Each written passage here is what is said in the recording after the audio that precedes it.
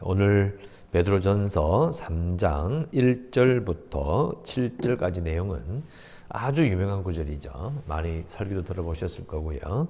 그런데 이 말씀이 베드로전서가 그러니까 베드로가 편지를 보냈던 이 시대의 느낌과 우리 시대의 느낌이 좀 다릅니다. 우리는 그냥 그런가 보다 참 괜찮은 말이네, 뭐 당연한 거 아니겠느냐, 뭐 이렇게 읽을 수도 있습니다. 그러나 그 당시의 문화를 보면 이게 그렇지 않습니다. AD 한 200년에서 300년까지 이 로마가 기독교를 근절시키려고 무단히 애를 썼습니다. 그런데 기독교를 끊어버릴 수 없었던 이유가 오늘 이 구절입니다.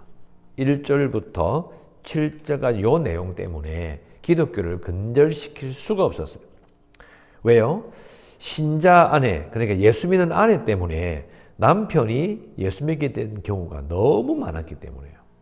안 되는 거예요. 그리고 이 당시에는 문화가요, 남자가 가장이 되면 아내와 그 자식에 대한 생사 여탈권을 가지고 있어요. 이게 무슨 말이냐면 아내와 자식을 마음대로 할 수 있어요. 버릴 수도 있고 죽일 수도 있습니다. 지금 우리 이해가 잘 안 되죠, 그죠? 그런데 그때는 그랬습니다. 그래서 특히 딸이 태어나면요, 둘째 딸이 태어나면 버립니다. 왜 버리느냐? 쓸모가 없는 거예요. 애 막 키우기 힘들고 일 시키면 아이가 약하고 그러니까 첫째가 남자가 태어났다. 근데 둘째가 딸이 태어났다? 버립니다. 팔아먹습니다. 그리고 첫째가 딸이 태어났다. 둘째가 또 딸이 태어났다. 그럼 둘째 딸 또 버립니다. 그러니까 그 당시는 다 그렇게 했던 거죠. 그런데 이게 예수 믿는 아내가 결혼을 해서 자신을 놓고 남편도 예수 믿게 됐어요. 그러면요, 둘째를요, 안 버려요. 왜? 생명을 귀하게 여기게 되고 사람이 바뀌어버려요. 그래가지고 예수 믿지 않는 가정과 달라서 딸을 버리지 않아. 시간이 지나니까요, 예수 믿는 여자가 엄청 많아진 거예요. 시간이 지나면 어떻게 될까요? 결국은 경건한 여자가 가정을 이루게 되고 퍼져나가게 된 거죠. 그래서 AD 200년, AD 300년 때에 터키 지역에 베드로전서 앞에 나오는 것처럼 그 지역에 흩어진 나그네라는 사람들로부터 시작된 그들에게 보내진 이 1절부터 7절까지 내용 때문에 가정이 복음의 근원지가 되고 결코 제국이 꺾을 수 없었던 놀라운 영적인 힘이 바로 이 구절의 능력에서 나온 것입니다. 그래서 우리가 말씀을 본다, 말씀으로 말미암아 여러분 결코 절대로 아무것도 아닌 것처럼 생각하지 마십시오. 그 힘이 무서운 것입니다. 자, 내용을 보면 아내들아 이와 같이 자기 남편에게 순종하라. 이는 혹 말씀을 순종하지 않는 자라도 말로 말미암지 않고 그 아내의 행실로 말미암아 구원을 받게 하려 함이라. 너희의 두려워하며 정결한 행실을 보게 하라. 자, 그 다음에 이제 더 나갑니다. 3절, 자, 줄 거 보세요. 3절에 단장이라고 되어 있죠. 너희의 단장 줄 것이고요. 5절에 가면요, 또 자기를 단장. 두 번이나 반복이 되죠. 그죠? 반복이 되는데, 단장이 뭡니까? 화장, 뭐 꾸미는 거, 아름답게 하는 치장을 말하는 거죠. 근데 결국은 이거예요. 치장을 외모로 하지 말라는 거예요. 왜요? 정결한 행실. 이게 외모인가요?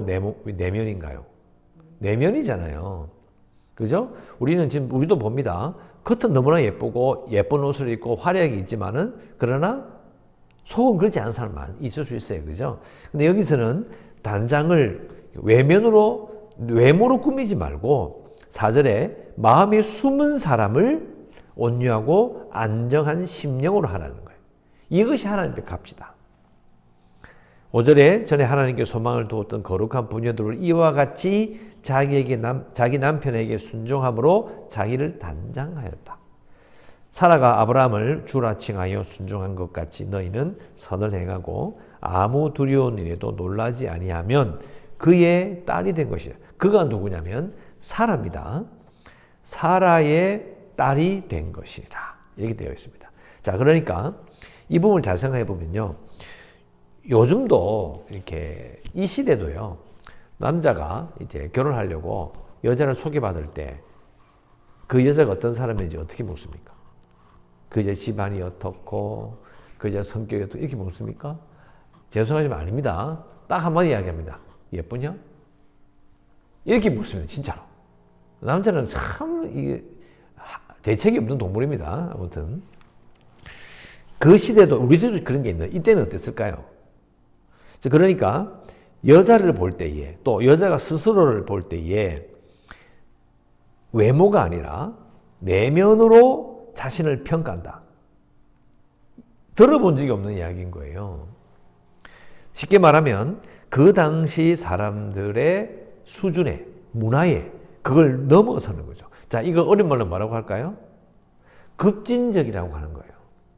급진적이라는 말이 좀 그런가요? 다른 말로 바꾸면 진보라는 겁니다. 당시 사람들의 생각의 문화보다 더 진보하는 겁니다.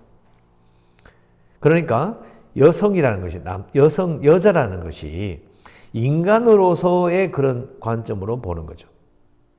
이거 급진적인 겁니다. 당시의 기준을 넘어서 버려요. 또 7절에 남편들아 이와 같이 지식을 따라 줄 것이에요. 이와 같이 지식을 따라. 무슨 말이죠? 줄 딱 끊으세요. 이와 같이 지식을 따라. 이게 번역을 이렇게 딱딱하게 하니까 좀 그런데요. 이걸 이런 말입니다. 너희 아내와 동거하고 그를 더 연약한 그릇이요 생명의 은혜를 함께 이어받을 자로 귀히 여기라. 즉 아내가 자신보다 연약하다는 것을 잘 이해하고 또 생명의 은혜를 함께 이어받을 자로 알아. 그러니까 잘 이해하고 귀히 여겨라는 거예요. 그걸 알고 하라는 거예요. 자, 우리는 그냥 당연하지. 남편이 아내를 잘해줘야지. 그게 아니에요. 이 시대는 그런 시대가 아니라니까요. 남자가 여자를 대할 때 동등하게 연약하니까 잘 해줘야지. 또 생명의 은혜를 함께 이어받을 자, 종교적으로도요. 동등하게 대하는 겁니다. 있을 수가 없는 일이에요. 여자가 남자와 동등하다. 남편이 아내를 동등하게 대하고 귀하게 여겨주고 존귀하게 대한다? 아닙니다. 이런 거 있을 수가 없는 일이에요. 최근에 그 두리공원 그 야외음악당 위에 보면 산마루 휴게소 있죠. 마루. 그 이제 올라가는데 제가 차를 운전하고 가는데 그 앞에 차가 한 대가 있고 더 앞에 세 대가 다 움직이고 있었어요. 근데 앞에 차가 좀 컸어요. 그런데 그 앞에 먼저 간 그 차를 주차하는데 좀 빨리 못 됐어요. 기다렸거든요. 기다렸는데 내리는데 딱 보니까 아줌마야. 아줌마가 먼저 차를 딱 내렸어요. 근데 그 뒤에 차가 그 옆에 딱 갖다 대더니 나이 한 70 좀 넘은 할아버지 딱 내리더니 이러는 거예요. 가시나가. 아니 보면서 그랬죠. 지금 무슨 소리 하고 있노 지금. 여자는 운전하면 안 돼요? 아니 좀 늦게 될 수도 있지. 그런데 그거 대놓고 여기 가시나가 뭐 문제는 보면서 아이고 나이 뭐도 한 저 터져 되겠다면서 내가. 아니 그게 무슨 상관이냐고 그게. 그게 지금도 여자를 깔보는 거예요. 그럼 이 시대는 어땠을까요? 잘 생각해 보세요. 여자를 죽일 수도 있어요. 죽여도 아무도 뭘 안 해. 왜? 가장이기 때문에. 자식을 버려. 아무도 비난 안 하잖아요. 왜? 생사 여탈권을 가지고 있는 이 시대에 여자를 귀히 여기고 연약하니까 더 잘해줘야 되겠다. 그리고 생명의 은혜를 함께 이어받을 자. 종교적인 그런 문화와 종교적인 그런 것을 이들을 통해서도 동등하게 그걸 누린다? 있을 수가 없는 일이에요. 제 말은 성경은요, 하나님의 말씀은요, 그 시대의 진보입니다. 그 시대를 넘어서 버려요. 그래서 오히려 우리의 믿음은요, 진보적이지 보수적이지 않습니다. 제 말은 제가 주장하는 게 아니고요. 이 1절부터 7절 말씀을 받아 읽었던 사람들은 깜짝 놀라는 거예요. 왜? 듣도 보도 못한 소리지. 그 사회의 안정을 흔들어 버린 거예요. 왜 여자한테 잘해줘야 돼? 이래 돼버리는 거예요. 여자를 어떻게 동등하게 볼 수 있어? 결국은 우리의 믿음은 진보적인 거예요. 세상의 잘못된 가치들, 세상에 굳어버린 문화들을 하나님의 그 신앙에 하나님을 믿는 그 믿음으로 그걸 밀고 넘어서 버리는 거예요. 그 근거가 바로 여기에 있습니다. 그리고 결국은 이런 1절부터 7절까지 이 내용들은 복음을 받아들이면, 즉 왕이 바뀌어버린 거예요. 그죠? 로마 황제가 아니라 예수님이 왕이 딱 되시니까 그 전에 알고 있었던 가치 자체가 흔들려버리고 바뀌어버린다는 것을 우리가 느낄 수 있습니다. 그리고 8절 마지막으로 말하노니, 이 말은요, 이 베드로 전서, 그러니까 이 편지를 쓰는 목적이 뭐냐? 목적은 너희가 다 마음을 같이하여 동정하며 형제를 사랑하며 불쌍히 여기며 겸손하기 원하는 것이다. 무슨 말입니까? 그 흩어진 나그네로 위험한 세상에 살아가야 되잖아요. 그럼 어떻게 살 거냐? 그럼 당연히 서로 마음을 같이 하고 서로 불쌍히 여기고 사랑하며 겸손하게 살아야 되는 거 아닌가요? 그래야 이게 공동체가 서로 튼튼해지는 거죠. 교회 내에서 서로 마음을 같이 하고 서로 동정해주고 형제를 사랑하고 불쌍히 여기고 겸손해야 힘이 있을 거 아니에요. 그 힘을 가지고 어떻게 하느냐? 이제 오늘 요 8절을 읽었는데요. 16절까지가 한 덩어리인데, 이런 공동체를 이룬 상태에서 밖에 나가야 뭔가를 실천할 수 있는 거예요. 그게 바로 9절에 나오는 거죠. 악을 악으로, 욕을 욕으로 갚지 말고 도리어 복을 빌어라. 이를 위하여 너희가 부르심을 받았다. 이는 복을 이어받게 하려 하심이라. 그러니까 복을 받은 자로 살아가야 되니까 너희들끼리 잘 지내고 너희끼리 사랑하고 겸손해야 밖에 나가서 악을 악으로 안 갚겠죠. 여러분 지금 핍박을 받고 있다니까. 쫓겨다니고 있어요. 여러분 속된 말로 악이 받쳐야 안 받쳐. 악이 받친다니까요. 그런데 예수 믿는 사람들끼리 모이면 이렇게 마음이 바뀌는 거죠. 그리고 욕을 갚지 않고 복을 빌게 되는 사람이 되는 거고요. 10절 그러므로 생명을 사랑하고 좋은 날 보기를 원하는 자는 누굽니까? 예수 믿는 사람들은 혀를 금하여 악한 말을 그치며 그 입술로 거짓을 말하지 말라. 11절 악에서 떠나 선을 행하고 화평을 구하며 그것을 따르라. 옆에 쓰십시오. 시편 34편 14절 말입니다. 시편 34편 14절. 그러니까 저때 말씀드린 것처럼 베드로 전서의 편지를 받는 자들은 대부분 예수 믿는 유대인들이었어요. 그러니까 이 시편 말씀이라는 걸 다 알고 있습니다.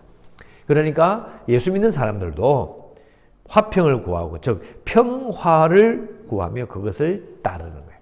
그게 진정한 하나님 믿는 자들이다 라고 도전하고요. 12절 주의 눈은 의인을 향하시고 그의 귀는 의인의 간구에 기울이시되 주의 얼굴은 악행한 자들을 대하시느니라. 자, 잘 보세요. 자, 얼굴에 눈이 있잖아요.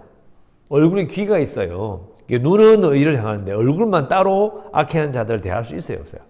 이게 되게 이상한 말인 거예요. 잘 보면. 자, 이상한 말인데, 이제 이 말 때문에요. 어떤 일이 있었냐면, 그리스에 가면, 그리스 정교 수도원이 있어요.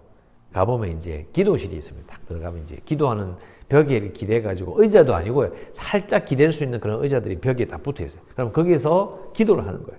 그러면서 위를 딱 쳐다보면요. 위에 기도실 위에 천장이 둥근 천장이에요. 돔처럼. 근데 거기서 내려다보는 주님의 얼굴이, 예수님 얼굴이에요. 꾸짖는 얼굴이에요. 가톨릭은 좀 약간 화사하고 인자한 얼굴인데 그리스 정교회는 막 꾸짖고 있어요. 막 이렇게. 이 근거 여기 있어요. 주의 얼굴은 악행하는 자들을. 왜? 우리가 죄인인 거야. 주님이 위에서 보시면서 이놈들 쳐다보시는 그런 느낌이에요. 이게 참 이걸 알고 보면 되게 재밌어요. 왜냐하면 어디에 초점을 맞춰놔요. 그러니까 보면 이제 주의 얼굴은 악행하는 자를 보고 계신다. 그러니까 주님이 우리를 쳐다보면서 너는 죄인인데 똑바로 해래 이렇게 느끼는 거예요. 그리스 정교 영성에서 그런 부분이 있습니다. 그래서 이 부분은 이제 내일까지 진행되니까 또 한번 설명을 드리고요. 그리고 우리 생각해 보면 결국은 쫓겨다니더라도 어떤 일을 겪어도 선을 행하고 평화를 구하며 그것을 따르는 게 신자의 모습이어야 된다는 거예요. 결론이 딱 납니다.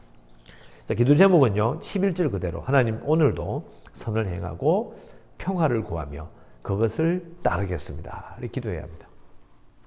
이렇게 기도하시고 그리고 이 나라를 위해서 선교지와 연약한 성도들과 그리고 주일학교 아이들을 위해서 그리고 코로나19 극복을 위하여서 재개발을 위해서 이 나라가 있는 모든 교회들이 구원의 방주가 될 수 있도록 기도해 주시고, 날씨가 많이 춥지만 오늘도 은혜 가운데 살아가시기를 주의 이름으로 축원합니다. 기도하겠습니다.